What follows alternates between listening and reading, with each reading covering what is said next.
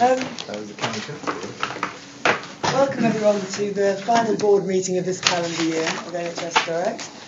Well done to those of us. I think we give ourselves a big pat on the back for getting here.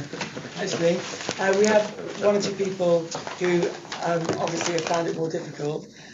Brian Gaffney, our medical director, is in Northern Ireland. And unfortunately he is, and he said, well, unfortunately all the aeroplanes are still in England. Brian, are you with us? Perfect, okay. Say that again? And watching on the web. Excellent. Okay, so for the benefit of people watching on the web, I'm sorry we had to delay the start of the meeting half an hour. That was to make sure that we had everybody who needed to be here. As usual, we'll be streaming the meeting and we'll be putting it up on YouTube afterwards. Please, anybody who's with us, if you can take the time to fill in an evaluation form to tell us how it was for you, that's helpful. Remembering, of course, that it's a working meeting rather than a performance, so we'll do our best not to shuffle around too much with our papers and so on, but you'll understand that the priority is to get the business done. Okay, so we have apologies for absence today from Helen Young, ably represented by Trish Hamilton. Welcome, Trish. I don't think we have any declarations of interest today. Do we have any declarations of interest? No? No? That's fine. Then we can go straight on to the minutes of the meeting that was held on the 29th of November. Are there any matters of accuracy on the meeting minutes from last time? No? Excellent. Well done, Keisha. That's great. As usual, we capture the actions arising from the minutes in the consolidated action list, which is in the papers. Nick, can we ask you just to guide us, steer us through the action log? I'll just quickly go down those that are not green, because those that are green are either completed or in progress. The first one is the Health Information Directory. There was an intention that there would be a board seminar. It actually says in the action list that would take place on the 20th, and we were getting our board seminars mixed up. So actually, that is due to take place in March. I don't know if an actual date has been fixed. No, we're waiting to have the seminar after we've got the first release of the Health Information Directory. Okay, fine. Very good. Okay. Tim, are you going to report back on the savings as part of the Finance Committee? Well, I can say something now, because we did have a look at the slippages, and the good news is that we've managed to make some further savings targets and use some contingency, so that none of the shortfall in targets is really a result of lack of investment. We are doing the work.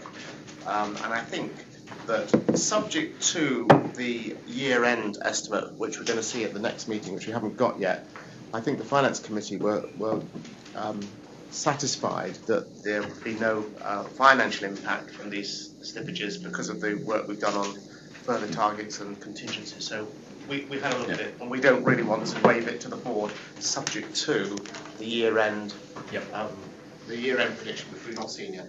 Good. So broadly, good news. Yeah. Pending the full year projection. Absolutely. Yeah. Okay. Good. Thank you very much. Okay. So I take us on to the next action.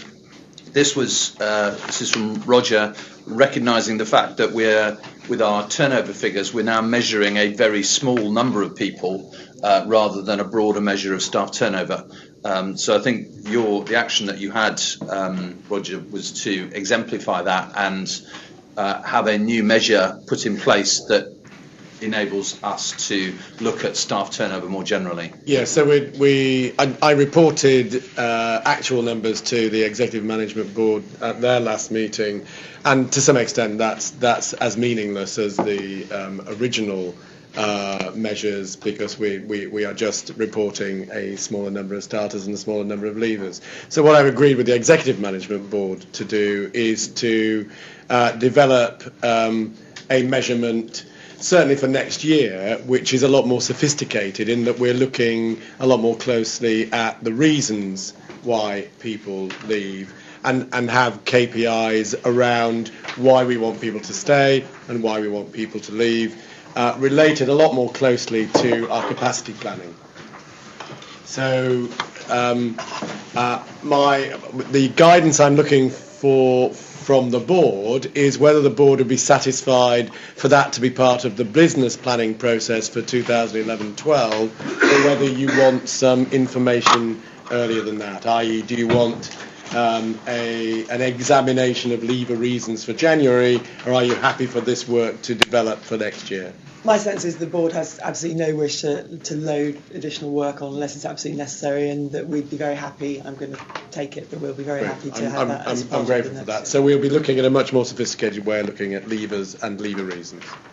I mean, of course, perhaps I should have said at the beginning, this board meeting is held in the context of some unexpectedly bad winter weather, putting pressure on everybody in the NHS and across the country. And I know that's obviously being felt strongly in our business, and it was clear as one walks in the door here at Riverside House that there's more red on our performance chart than we normally see. So I think we should all recognise, and those of us who are involved in the board meeting, that the immense pressure that there is on the business at the moment, and that's the context within which we're holding all of these discussions. I'd also like to welcome Trevor Jones, our Deputy Chair, who's managed to struggle in from the West Country. Apologies, Chair. It's great to see you, Trevor. Okay, Nick, back to you on the action log. Okay. One of the things that we measure on the corporate scorecard is the projection of our nurse numbers and whether they're going to be sufficient to meet our forecast. And there was some changes that were taking place with clinical team leaders, some of whom were going back online as nurse advisors. And I'm presuming that is now been reflected in the scorecard. So the numbers that you'll see, and we'll deal with those under 4 months hence. in 4 months' time. That's right. We look 4 months forward in the scorecard, and that's the projected numbers for then. Okay.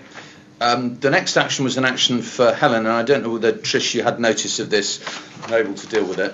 Yes, the work is completed. I'll be able to circulate that information to the board members. Could you just clarify which one you're talking about? Sorry, I beg your pardon. The one I'm talking about is the progress against the action plan following Birmingham Own Health. Yes, the work is completed, and I'll be able to circulate. Okay, so it hasn't yet been circulated, but it can be in the next day or so. Yeah. Okay, that's great. Okay, that's lovely. And I think that's it. Good, thank you. All right. On to my recent engagements.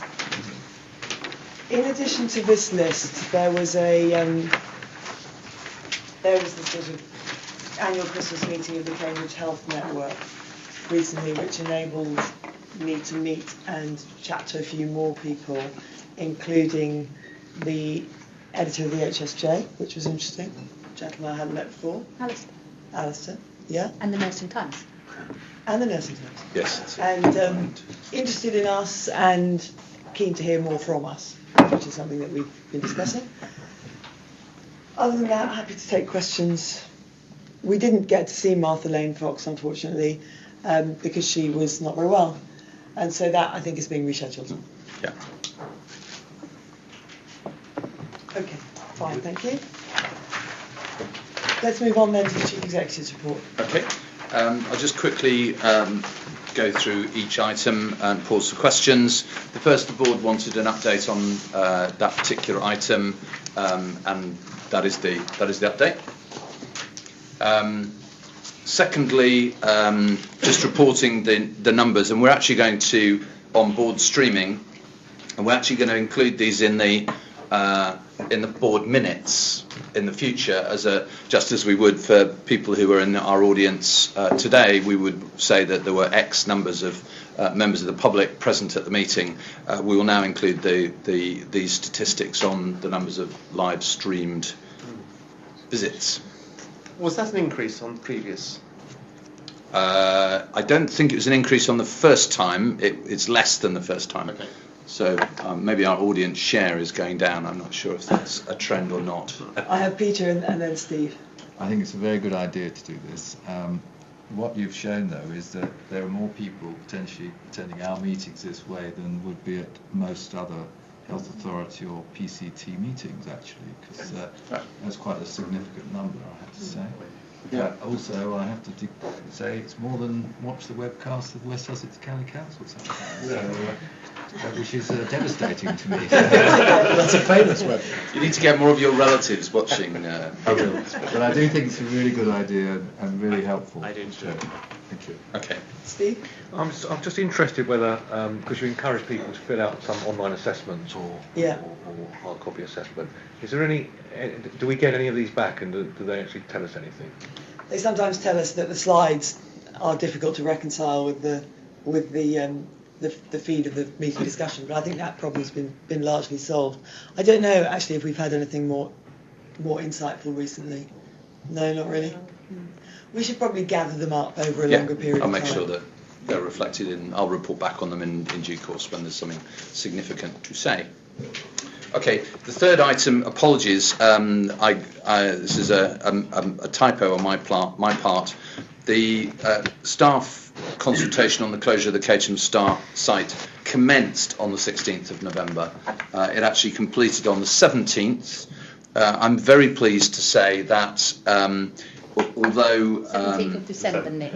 So did I just repeat the mistake again? Yes. No, you varied it. You varied the mistake. Commenced on the 16th of November and completed on the 17th of December. Yeah. Okay. Well done.